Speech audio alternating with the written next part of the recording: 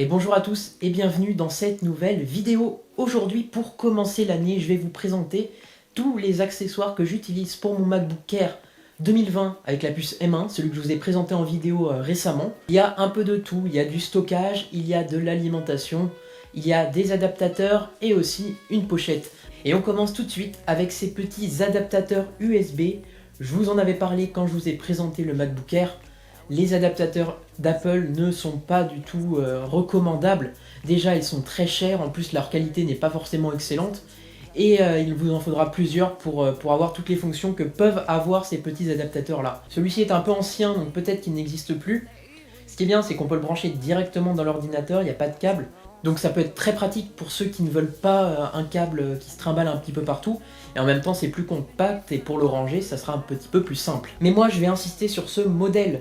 Il est très bien puisque déjà il dispose de 3 ports USB-A en 3.0, ce que évidemment le MacBook Air 2020 n'a pas, il n'a que 2 ports USB type C, c'était un point négatif dans ma vidéo. Il a aussi un port carte SD, très pratique quand on fait de la vidéo ou de la photo, et un port micro SD très pratique aussi quand on utilise des drones par exemple. Et l'avantage de cet adaptateur, c'est son port HDMI. Donc on pourra aller jusqu'en 4K à 30 fps sur ce port HDMI. Donc très pratique également quand on veut balancer l'écran de son ordinateur sur un vidéoprojecteur ou sur sa télé pour regarder des séries par exemple. Ce port HDMI pourra très bien être utilisé aussi sur un écran externe. Je vous en ai présenté un aussi récemment sur la chaîne. C'était un écran 165 Hz, donc les 30 Hz en 4K pour cet adaptateur, c'est pas forcément adapté.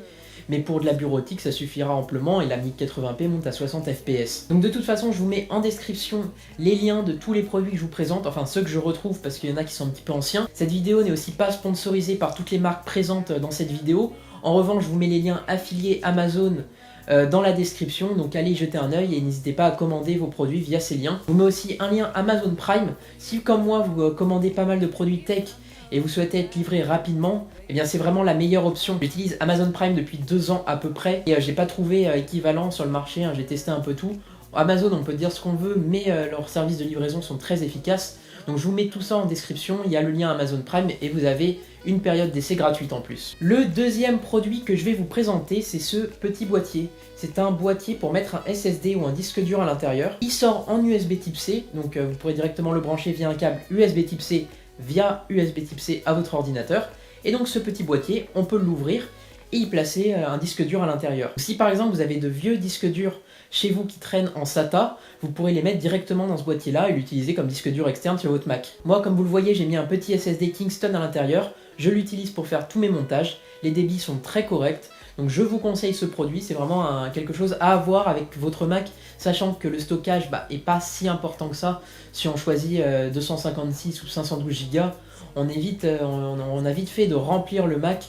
Donc je vous conseille évidemment un disque dur et pourquoi pas ce petit boîtier qui sera très efficace avec votre ordinateur. Le boîtier secteur fourni avec votre Mac est un chargeur 30 watts. Il est très bien ce chargeur, mais vous avez déjà qu'un port Thunderbolt dessus pour le charger. Et en même temps, il ne permet pas de charger votre Mac à sa pleine puissance. Pour le charger plus rapidement et avoir plus de ports dessus, on a 3 ports Thunderbolt, on a aussi un port USB-A dessus. Donc ce type de chargeur, en fait, c'est vraiment le chargeur à emmener partout avec vous, puisque vous pouvez vraiment tout charger, Vous pouvez très bien charger votre Nintendo Switch, votre tablette, votre téléphone, donc c'est vraiment tout compact.